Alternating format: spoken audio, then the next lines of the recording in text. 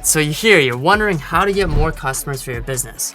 Well, you're in the right spot, because here I have what has basically worked for dozens of businesses across Chicagoland and ones that do over $100 million in combined annual revenue.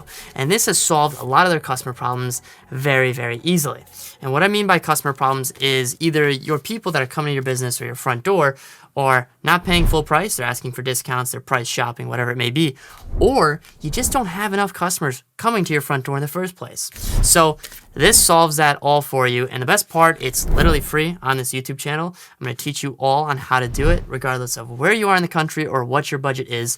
And I'm going to make it super easy to understand, all simple, third grade English, and also tie in some examples so that, after you're done watching the video, you can implement exactly what we teach you and tell you and explain and all the tips and tricks directly into your business as soon as the video is over. So what are you waiting for? Let's get started.